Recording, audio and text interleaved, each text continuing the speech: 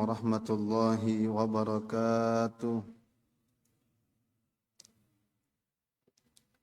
Alhamdulillah wassalatu wassalamu ala Rasulillah Muhammad ibn Abdillah wa ala alihi wa ashabihi wa mawalah. Qalu subhanaka la ilma lana illa ma 'allamtana innaka antal alimul hakim. Wala haula wala quwwata illa billahil aliyyil azim.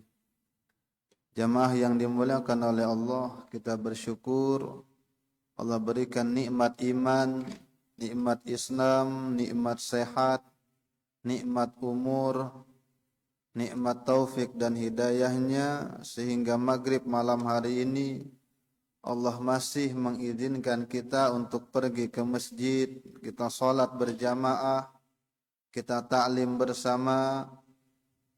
Mudah-mudahan apa yang kita lakukan ini menjadi isyarat dari Allah bahwa kita termasuk dari golongan hambanya yang beruntung di dunia dan di akhirat. Amin Allahumma amin.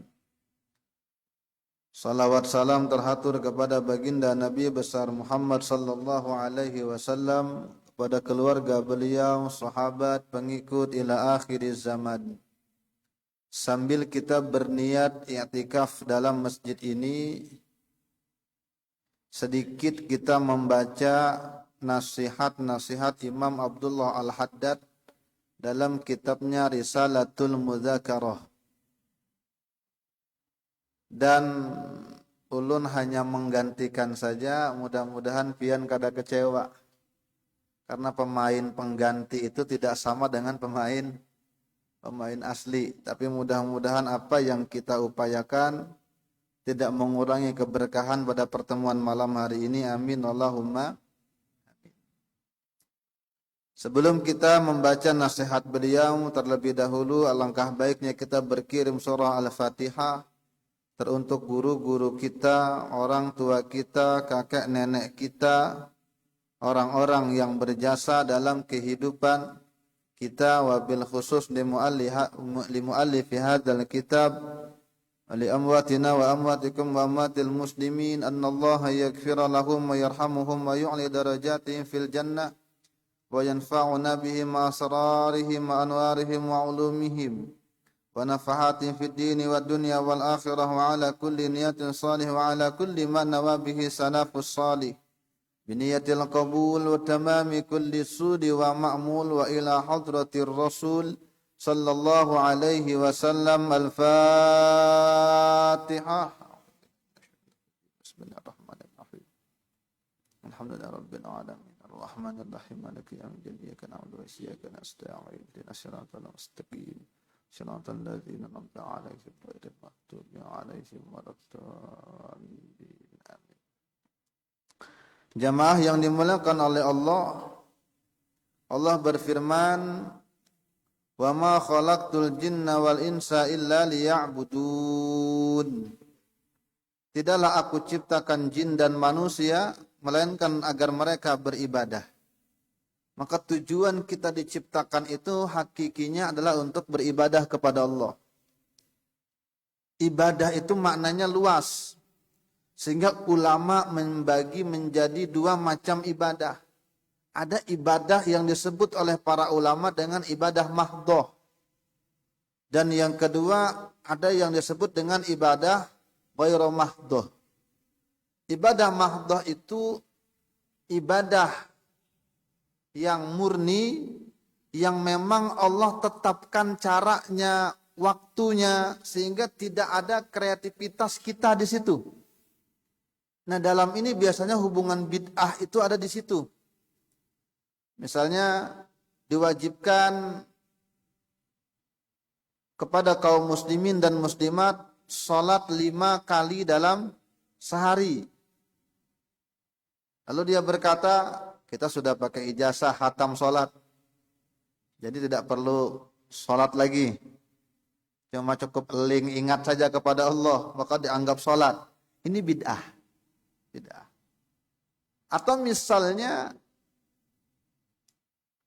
subuh baru bangun, segar, masih kuat, Udahlah tambah lagi 1 rakaat jadi 3.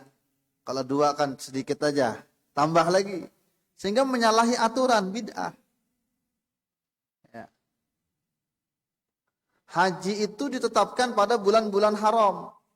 Bulan Dzulhijjah, Dzulhijjah. Al-hajju asyhurum ma'lumat. Lalu dia mau pindah, kenapa? Terlalu banyak di bulan itu orang dari seluruh dunia kumpul. Kita bikin aja di bulan Syawal. Itu bid'ah. Jadi ibadah yang pertama, ibadah yang tata cara aturannya sudah diatur sedemikian rupa. Sehingga tidak ada kreativitas manusia untuk menambah dan mengurang-urangi. Menambah-nambahi bid'ah, mengurang-urangi khianat. Nah, ibadah yang kedua itu adalah ghairu mahdhah, yang dikembalikan kepada kreativitas manusia. Intinya itu berbuat baik karena Allah. Silaturahim, ibadah. Mau langsung pergi ke rumahnya atau lewat video call, ibadah. Atau misalnya pengen mengenalkan umat Islam ini supaya lebih dekat lagi dengan nabinya, maka dibentuklah perayaan Maulid dengan sebesar-besarnya. Silahkan. Karena kemasan hanya kemasan, tapi intinya untuk mengajarkan umat lebih dekat dengan pribadi Nabi. Maka tidak ada kalimat bid'ah di situ. Karena itu kreativitas. Atau misalnya bekerja dengan niat untuk taat, untuk mencari rezeki yang halal. Tidak ada kata-kata bid'ah. Dan itu terserah. Dan semua yang kita lakukan untuk pengabdian kita kepada Allah, apapun bentuknya selama tidak melanggar syariat, maka itu menjadi ibadah. Jadi bukan berarti ibadah itu hanya di masjid saja, kemudian seharian baca Quran saja hingga akhirnya tidak bekerja lagi. Nah, ibadah itu luas. Sehingga seorang suami dia kerja di luar itu ibadah dengan niat yang baik. Ketika dia pulang ke rumah, dia kumpul sama anaknya, dia tinggal dulu HP-nya, dia tinggal dulu gamenya, dia tinggal dulu kesibukannya. Kenapa? Waktunya untuk keluarga. Maka beribadah juga. Ya. Ibadah. Jadi tidak sempit mana ibadah. Jadi segala sesuatu yang dilakukan untuk Allah dan itu memiliki nilai kebaikan, selama tidak melanggar aturan syariat, maka itu disebut dengan ibadah. Ini tujuan asasi manusia dan jin diciptakan. Cuma sayangnya di dunia ini memang diciptakan berbagai macam godaan dan penghalang untuk manusia itu lupa dengan tujuan asasi dia. Karena emang dunia ini diciptakan untuk menggoda manusia. Manusia pun diciptakan untuk diuji. Alladzi khalaqal mauta wal hayata liyabluwakum ayyukum ahsanu amala. Dialah Allah yang menciptakan kematian dan kehidupan untuk menguji kamu. Siapa yang paling bagus amalnya? Jadi tidak ada orang hidup itu tanpa ujian, itu tidak ada. Mungkin kita iri dengan orang karena kita lihat sosmed dia. Enaknya dia jalan-jalan di sosial media. Dia foto-foto, dia pamer tempat-tempat yang indah, dia pamer kemesraan dengan keluarganya. Itu hanya yang dia tampilkan saja. Yakin, hakul yakin setiap orang itu punya masalah. Jangankan kita yang dewasa, ini anak kecil pun ada masalahnya. Kalau kita tuh masalahnya susah pengen tidur karena kerjaan terlalu banyak. Kalau anak kecil disuruh tidur, susah, masalah itu, nangis dia. Kita cari makan banting tulang, dia disuruh makan nangis. Kenapa itu dianggap masalah? Bukan buat dia. Jadi tidak ada orang hidup tanpa masalah, nggak ada. Makanya manusia itu lahir menangis. Dan diantar nanti kematiannya juga dengan tangisan. Sehingga kata para ahli bijak, manusia itu hidup memang di antara dua tangisan. Tangisan dia lahir, kalau dia tidak nangis, tuh bidan goyang-goyang tuh disuruh ditarik, dikeluarkan bedaka supaya dia nangis. Supaya isyarat hidupnya belum sempurna kalau dia tidak nangis. Nangis tuh dia. Dan nanti dia ketika mati, orang-orang akan menangisi dia. Syukur kalau ada yang nangisin dia. maka hidup itu memang di antara dua tangisan. Memang ada masalah. Apa masalahnya? Banyak. Sehingga terkadang orang tidak lulus ujian gara-gara ada ujian-ujian tersebut. Hidupnya tidak lulus untuk ibadah.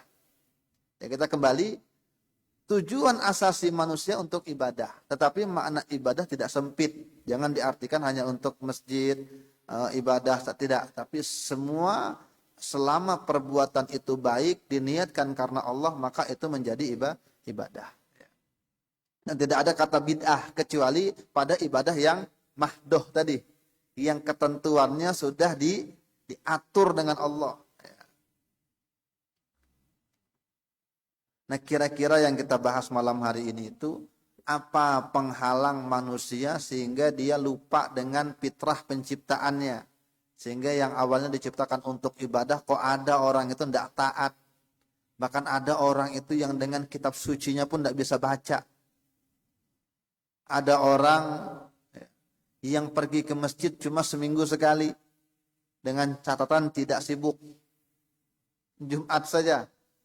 Ada yang pergi ke masjid hanya 2 kali dalam setahun dengan catatan kalau tidak sibuk juga. Ya. Ada manusia begitu. Kenapa kira-kira?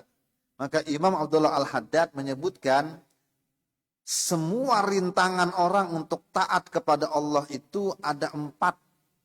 Kalau mau disimpulkan ada 4.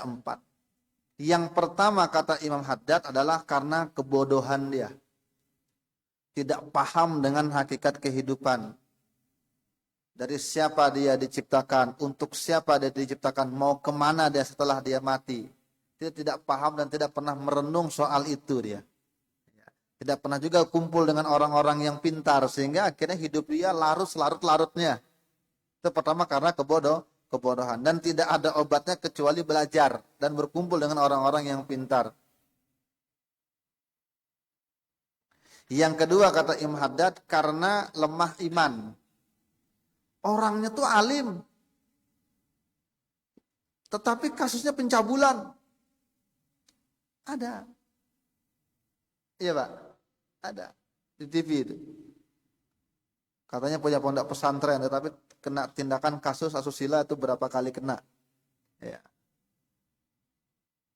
Orangnya alim, tapi uang jamaah ketika mau pergi haji dia bawa lari semuanya. Ya. Katanya PT-nya syariah, tapi bawa uang banyak lari, tidak kembali lagi uangnya. Mungkin mau bikin rumah perumahan, katanya udah syariah, tapi dibangun hilang. Ya. Katanya kerja di Kementerian Agama, tapi kasusnya korupsi, tidak sedikit. Apa sebabnya? Padahal dia tidak bodoh, karena lemah iman. Apa penyebab lemah iman? Katanya Imam Abdullah Al-Haddad, lemah iman itu di antaranya karena tarkul amal bil ilm. Tarkul amal bil ilm. Meninggalkan amal dengan ilmu. Tidak beramal padahal dia mengerti.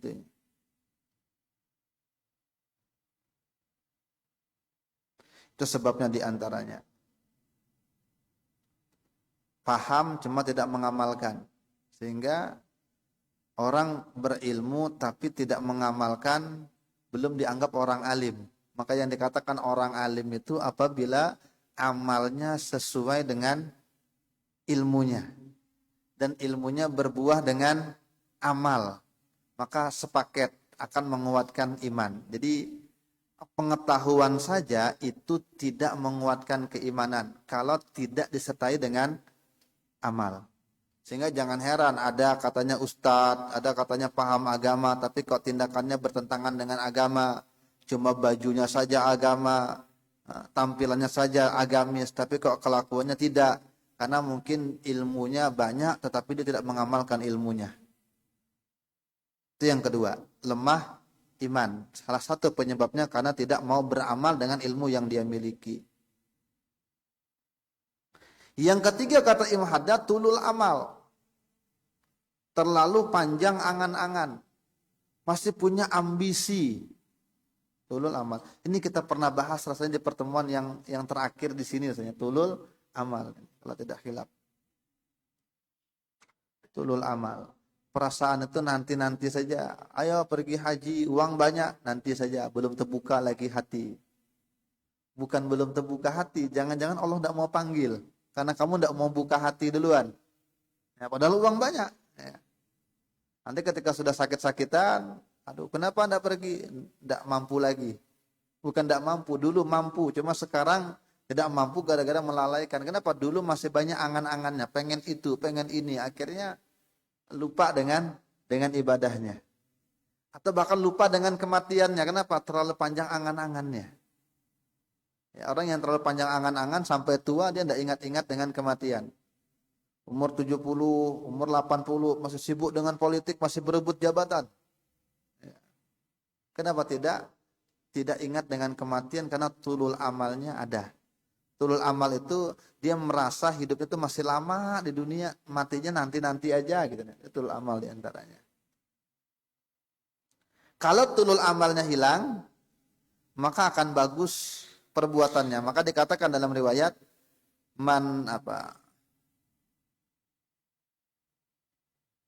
ada riwayat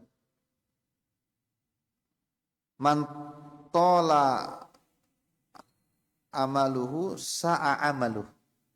Man tola amaluhu sa'a amaluh. Siapa yang angan-angannya panjang maka akan buruk perilakunya. Tapi siapa yang pendek angan-angannya berarti mafhum mukhalafahnya, maka akan bagus perbuatannya. Kapan kira-kira orang tuh tulul amalnya hilang sehingga bagus perbuatannya? Gampang kalau kita mau lihat. Udah tua, umur udah setengah baya, 50 tahun, 40 ke atas, 60, 70, sakit, diimpus, masuk rumah sakit. Udah rasanya pikirnya dihantu-hantui dengan kematian udah. Harapan sembuhnya kecil. Tulul amalnya hilang, dulu dia pelit. Kenapa? Karena tulul amalnya masih ada. Nah ketika dia sakit, dia diimpus, di depan mata dia kematian, sehingga tidak punya harapan hidup lagi, rasa-rasanya tuh bentar lagi mati, maka tidak bakal pelit lagi. Justru dipanggil anaknya, panggil kakakmu, panggil adikmu, di mana? Di luar pulau, suruh datang. Kenapa? Bapak ini kayaknya mau mati sudah. Ya. Itu tanah yang di sana untuk kamu. Tanah yang di sana untuk kamu. Ini rumah nih biarkan aja buat adekmu. Kenapa? Jangan ribut, jangan kelahi. Tuh ada tanah bapak di daerah sana tuh sumbangkan aja bangun masjid. Kalau perlu bangun pesantren di sana. Maka yang dulu awalnya dia pelit tuh. Jangankan dengan orang, dengan anaknya aja tidak mau bagi-bagi. Tapi ketika tulul amalnya hilang, saat dia dihantu-hantui dengan kematian dan tidak punya harapan hidup lagi, maka semua dia lepaskan. Lepaskan semua. Ya. Takut dia kalau pulang itu kena hisab yang banyak, takut dia. Ya, sehingga ada orang itu uang pun dibagi-bagikannya. Saya pernah ketemu dengan ibu-ibu tua. Kita waktu itu ngebahas tentang masalah bank dan bunga bank. Pada hasil kesimpulannya, ulama itu berbeda pendapat. Sekian banyak ulama mengatakan bunga bank itu halal. Tapi tidak sedikit juga yang mengatakan bunga bank itu haram. Maka terserah di sampean bagaimana pemilihannya. Ternyata setelah pengajian selesai, ibu-ibu itu datang. Saya milih pendapat yang haram. Saya punya uang bunga bank banyak. Nanti Ustadz bagi-bagikan saja uangnya. Pertemuan yang akan datang saya kira lupa. Tidak ada. Minggu depannya dia bawa uang hampir 70 jutaan. Itu bunganya saja 70 juta. Ustadz, bawa ini. Saya hijau mata. Lihat uang banyak gitu. Ya, ini uang free. Karena kan ulama ada yang mengatakan halal, ada yang mengatakan haram. Cuma waktu itu yang kita bahas bab waro. Berhati-hati. Ya. Ya, masa kita ngebahas masalah waro, orang mau waro, kita tidak mau waro. Ya, akhirnya uang itu kita bagikan untuk sosial. Ya, 1000 pun tidak pernah kita ambil, dan memang untuk sosial memang sesuai dengan keinginan ibunya itu. Kenapa bisa begitu? Dulu uang ini kok udah umur 70-an tahun baru keluar. Karena dia bilang begini, ulun ini sudah tua, ya, kadang mau mati bawa barang-barang yang aneh-aneh. Kenapa? Tulul amalnya hilang. Sehingga uang itu pun dibagi-bagikan ya. Kalau mungkin dia masih muda-muda kayak kita, kayak ulun, mungkin masih pilih ada aja ulama yang menghalalkan. Ya, cuma karena ini sudah terlalu tua, dia bilang dia pilih pendapat yang haram. Itu yang ketiga. Yang keempat, ini yang mau kita dalamin. Yang keempat itu karena bodoh ndak. Beramal oke-oke aja terkadang. Tapi kok malas juga kadang. Nah, tulul amal ingat mati sering aja pergi ke kematian. Yang ketiga penyebabnya barangkali dia termakan dengan yang haram dan yang subhat. Nah ini yang kita bahas. Dan ini pernah kita bahas juga di sini rasanya waktu bulan Ramadan. Cuma pertemuan singkat. Kata beliau, wa amma tanawalul haram wa syubhat fa huwa la mahala yasifu anit taati. Adapun mengambil yang haram dan yang subhat, kalau haram kan jelas, halal juga jelas. Subhat ini mah antara. Ini halal kah haram nih kira-kira? Yang kayak uang bunga bank tadi, ada yang mengatakan halal, ada yang mengatakan haram. Sebenarnya pilihan saja tuh. Cuma ya karena banyak hal seperti itu maka disebut dengan yang subhat, yang tidak jelas mana halal mana haramnya. Tiba-tiba mau pilkada begini datang bawa uang. Kita ndak nyogok kok, terserah aja mau pilih atau ndak. Cuma ini ada hadiah 200.000. Nah. Apa nih hadiah kah sogok nih? Hadiah. Hadiah kan halal. Ya. Tapi kalau sogok kan haram. Tapi kan ada udang di balik. Tuh. Tiba-tiba baik, tiba-tiba ngasih duit, kemana sebelumnya? Oh ternyata ada yang dia incar. Hati-hati. Maka kata Imam Haddad, maka mestilah perbuatan itu akan memalingkan orang dari perbuatan taat. Wayad'u ilal maksiat, dan akan membawa kepada perkara maksiat. Diriwayatkan, bahkan disandarkan kepada Nabi, ada riwayat mengatakan man akalal halal atau atsjawarihuhu sya'am aba. Wa man akalal haram asad jawarihuhu sya'am aba. Siapa yang makan makanan halal, maka dia akan taat anggota tubuhnya. Mau atau dia tidak mau, kalau dia jaga makanan, insya Allah taat dia. Mungkin taatnya karena terpaksa, bisa jadi awalnya. Teman kantor sholat semua, kalau aku tidak sholat tidak enak rasanya. Sebelum dia kerja di situ mungkin dia belang kambingan. Setelah kerja di situ dia jadi rajin. Mungkin gara-gara pengaruh dia jaga makanan. Bisa jadi. Atau ada dulu cerita.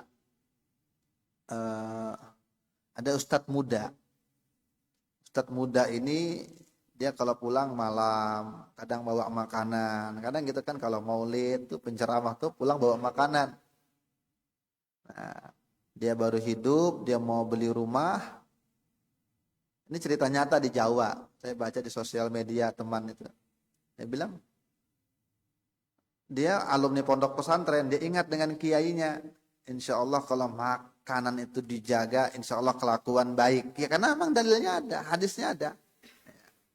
Maka ketika dia dengar ada orang jual rumah murah di bawah standar dan dia baru hidup, dia beli. Ya mungkin dia ngutang atau apa. Ternyata dia baru tahu di depan rumah itu tiap malam orang mabuk iya, judi iya, gitaran iya. Pokoknya jadi markas besar di situ. Rupanya gang Texas. Ya, di depan rumahnya itu. Oh, pantas dia bilang, kenapa dijual murah rumah ini? Karena di depannya tiap malam orang gitaran, nyanyi-nyanyi, orang mecahkan beling, mabuk dan macam. Lengkap lah di situ. Judinya iya. Ya, tapi dia ingat, dia mungkin uang sudah terbeli, ya, tidak ada punya tempat tinggal daripada menyewa, akhirnya tinggal di situ. Dia ingat dengan pesan gurunya, kalau orang pemakan halal, insya Allah hidupnya baik. Ya.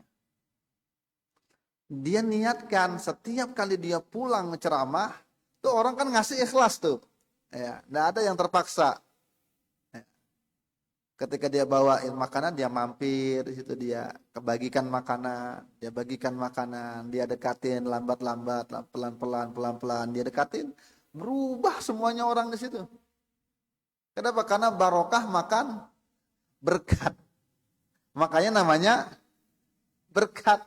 Di Jawa kan ada berkat tuh. Ya barokah. Ya, sehingga ketika dimakan jadi barokah. Ya. Nasi yang dibacakan dengan ayat-ayat Al-Quran di tempat-tempat kebaikan, kemudian rezeki yang halal, dikasih makan itu akhirnya berubah semuanya.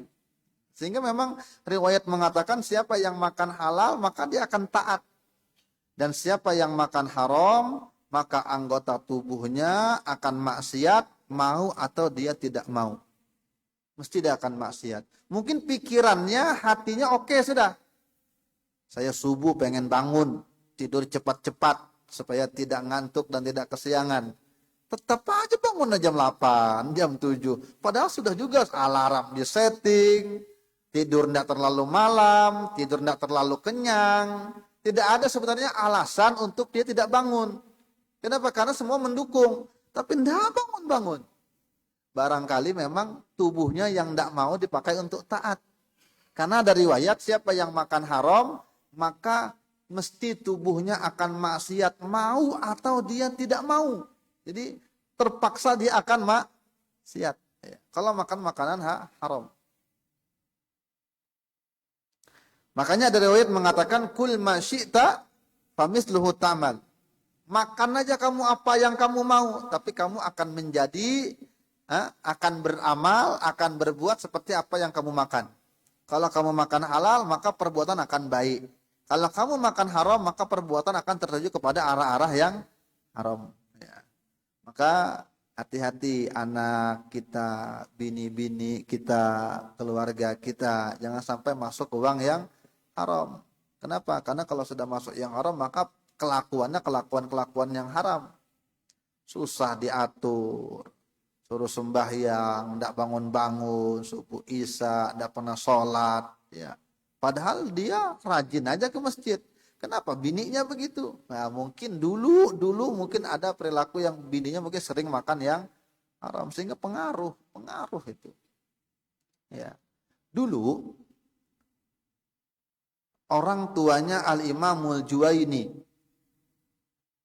Orang tuanya Al-Imam Al-Juwaini. Imam Juwaini ini disebut juga dengan Imamul Haramain.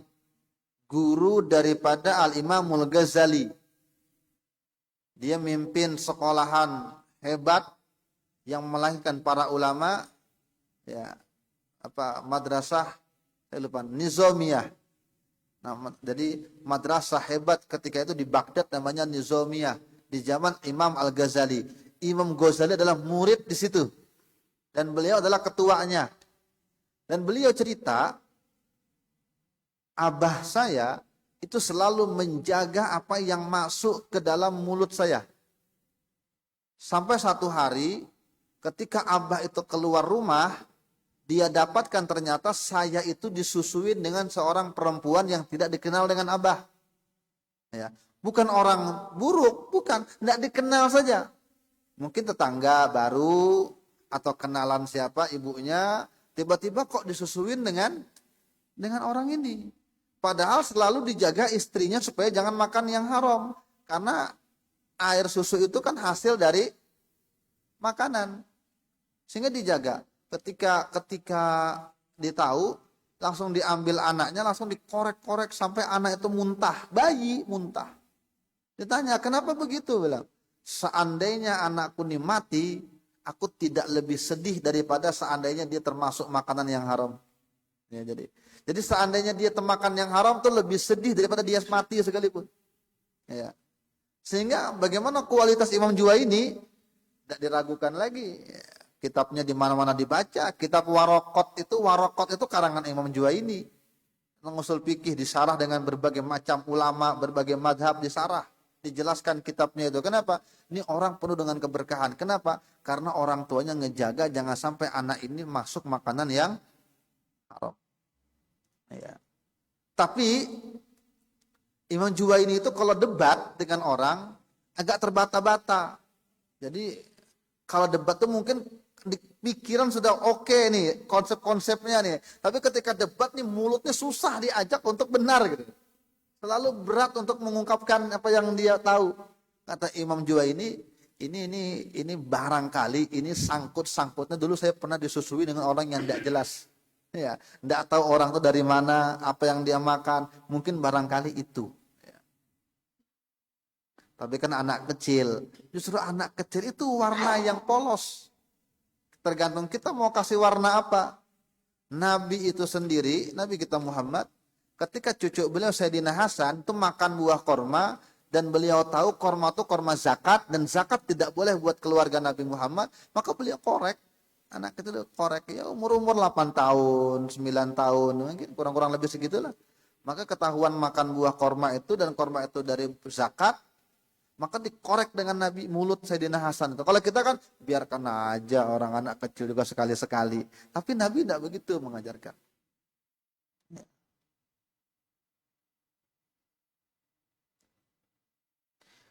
Wa qala ba'dul arifin, sebagian para arif billah mengatakan ma qata'al khalqa 'anil haqq.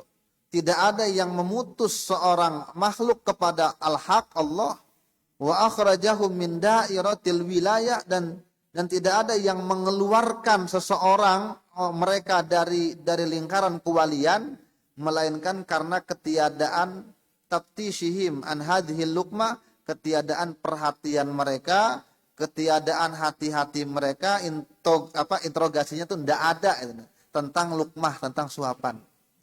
Seandainya suapan itu dijaga dari kecil, maka besar kemungkinan orang itu jadi wali. Akan jadi mau anak tuh jadi wali, antaranya jaga makanan. Ya. Maka kata para arif billah, tidak ada yang memutus hubungan kepada Allah adalah kecuali makanan yang paling sering. Ya, bikin orang itu tidak khusyuk ibadah dan lain sebagainya, tidak ikhlas ibadah, kelakuan tidak baik. Bahkan yang mengeluarkan mereka dari wilayah kewalian juga adalah karena tidak perhatian soal makanan yang masuk.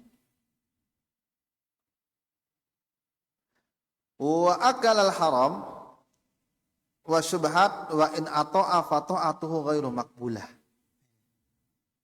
Wa akilul haram, orang yang memakan makanan haram dan syubhat, sekalipun dia taat, maka taatnya tidak diterima oleh Allah. Sekalipun dia taat, taatnya tidak diterima. Karena Allah Ta'ala berfirman, innama yataqabbalullahu minal muttaqin. Tidak lain yang Allah terima itu dari kalangan hamba-hamba yang muttaqin saja. Dan innama kalimatul hasar, pembatasan. Yang Allah terima amal ibadahnya hanya dari kelompok orang-orang yang takwa, sehingga orang-orang yang tidak takwa dengan makanannya tidak Allah terima. Wallahu thayyibun la yaqbalu illa thayyiban. Allah itu elok, maka tidak menerima kecuali yang elok juga, yang bagus juga. Ya. Maka kata Imam Haddad, fa'amsik ya akhi antanawil haram wujuban wa antanawil syubhati wara'an. Jagalah dirimu wahai saudaraku dari mengambil hal-hal yang haram, dan itu hukumnya wajib menjaga itu. Dan juga berjagalah dari terambil yang subhat sebagai bentuk kehati-hatian, wara'. Dan wajib kamu mencari yang halal, karena mencari rezeki yang halal itu adalah kefarduan. Dan kalau kamu sudah beruntung dengan rezeki yang halal, fakul minhu qasdan, makan tapi jangan berlebih-lebihan.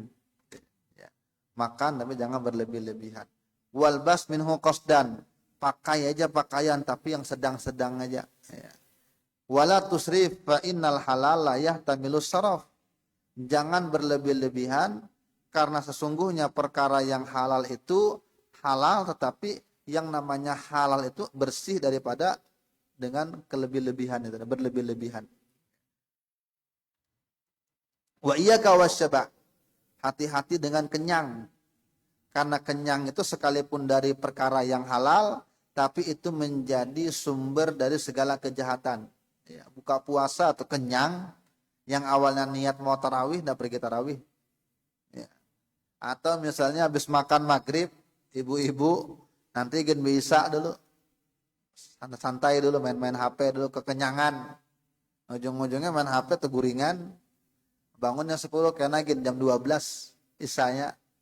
Kena gen sekaligus bersubuh, bangun orang azan subuh kada bisa. Gara-gara kekenyangan. Jadi walaupun dari perkara yang halal, tapi kenyang itu akan menumbuhkan berbagai macam kejelekan, kata Imam Haddad. Kalau begitu yang halal, apalagi yang haram. Ya. Dan Imam Haddad katakan, kenapa perilaku orang yang makan haram itu tidak baik, dan ibadahnya kenapa mesti rusak, walaupun taat tapi ada yang rusak, mungkin ikhlasnya kah tidak ada, atau mungkin riya kah, mesti ada yang rusak. Kenapa? Karena amal ibadah itu membutuhkan kekuatan untuk kita bisa bergerak, sedangkan kita tidak mungkin bisa bergerak tanpa ada gizi dari makanan. Kalau makanan itu haram, maka gizi itu terbentuk dari yang haram, lalu kekuatan itu pun lahir dari yang haram. Maka mestilah haram tambah haram sama dengan haram. Maka semua kerjaan akan jadi tidak baik, sekalipun secara zahirnya bagus. Ya. Dia pergi haji, tapi pakai uang korupsi. Bisa saja dia pergi haji, berangkat selamatan, hajat, dan macam. Ketika pulang mungkin tidak mabrur. Kenapa? Dengan bini berkelahi terus di sana. Alah, orang hukum punya berkelahi terus. Dengan orang bertamparan di sana, emosian. Nah, barangkali ada dari barang itu yang haram. Ya. Sehingga akan rusak. Jadi sekalipun secara zahir bagus, maka secara batin kata Imam Haddad itu rusak. Ya. Kenapa? Karena dari perkara yang haram. Makanya bagus memang ada wacana klasik sebenarnya. Itu udah lama disampaikan oleh para ulama. Dan wacana itu menuai pro kontra ulama fikih. Apa itu? Tentang zakat profesi. Zakat profesi. Memang dalam hitungan legal formal fikih tidak kena. Karena namanya zakat profesi, zakat itu kan harus sampai haul, harus sampai nisab. Haulnya tunggu setahun dulu. Ya, nisabnya kan tunggu 83 gram emas. Berapa kira-kira harga emas ya? 83 gram emas yang 90-an lebih. Ya, itu zakat profesi. Sehingga banyak ulama yang menolak. Tetapi zakat profesi itu penting untuk dikeluarkan, sebab ketika kita kerja barangkali ada yang subhat masuk. Contoh yang terakhir. Masuk kerja harusnya datang jam 7:30 dan keluarnya 4:30. Istirahat siang jam 12, masuk jam 1. Ini datangnya lambat 1 jam. Tidak dipotong gajinya. Pulang 4:30, jam 3 sudah pulang. Nanti kembali cuma absen sidik jari aja. Tengah hari jam 12 keluar, jam 1:30 baru masuk. Kenapa? Habis sholat, makan, ngerokok dulu, bekesahan. Ya, berapa waktu yang dia korupsi? Pagi 1 jam, sore 1 jam, tengah hari setengah jam. Hitung aja sebulan. Belum lagi yang tidak masuk, tidak izin, sehari 2 hari. Uang siapa yang dia makan? Yang dia masukkan ke mulut istrinya. Akhirnya ayo sholat, tidak mau. Ya. Ayo puasa, tidak bisa. Ayo belajar, ngobat anaknya. Karena ada uang-uang yang tidak jelas. Sehingga perlu memang ada zakat profesi itu. Sekalipun tidak wajib secara fikih, tetapi memang perlu secara moral untuk mengeluarkan zakat profesi itu. Setiap gajian mungkin sisihkanlah 2,5%. Oh terlalu sedikit, tidak apa-apa, kumpulkan aja. Mungkin 5 bulan enggak, baru keluarkan. Jadi lumayan banyak tuh. Untuk menghindari hal-hal subhat tadi. Yang bukan hak kita. Tapi gaji kan tetap saja menerima. Dengan gaji yang tetap. Hitungan masuk sebulan, padahal berapa kali tidak masuk, berapa jam terpotong. Nah itu penting untuk kita perhatikan. Ya. Terutama yang kerja-kerja di kantor dan sebagainya itu perlu ya. Supaya memang kita betul-betul bersih dari perkara-perkara yang haram dan yang subhat. Mudah-mudahan ulun pian bisa mengamalkan ini. Mudah-mudahan Allah terima amal ibadah kita. Allah ampuni semua kesalahan kita. Allah tutup aib kekurangan kita. Allah kabulkan hajat-hajat kita. Mudah-mudahan Allah wafatkan kita semua dalam keadaan husnul khatimah. Amin Allahumma amin. Ala hadhihi niyya al-Fatihah. Bismillahirrahmanirrahim. Alhamdulillahirabbil alamin arrahmanir rahim maliki yaumiddin iyyaka na'budu wa iyyaka nasta'in ihdinas siratal mustaqim siratal ladzina an'amta 'alaihim ghairil maghdubi 'alaihim waladdallin. Amin ya Allah ya arhamar rahimin. Alhamdulillah rabbil alamin. Shalli wa sallim ala sayyidina Muhammadin wa ala alihi wa sahbihi ajma'in. Allahumma faqihna fid din wa 'allimna ta'wil waj'alna min ahli al-ilmi wal 'amal waj'alna min ibadika salihin ya fatah ya alim iftah alaina futuha wal munuha wa rusukha bil ilmi wal yaqin wa anta khairul fatihin. Allahumma astur uyuba muallimina wa la tudhib barakata 'ulumihim anna rabbana atina fid dunya hasanah wa fil akhirati hasanatan wa qina adzaban nar. Wa sallallahu ala sayidina Muhammadin wa ala alihi wa sahbihi wa sallam. Walhamdulillahi rabbil alamin. Subhanakallahumma wa bihamdika asyhadu an la ilaha illa anta astaghfiruka wa atubu ilaik. Taqabbalallahu minkum.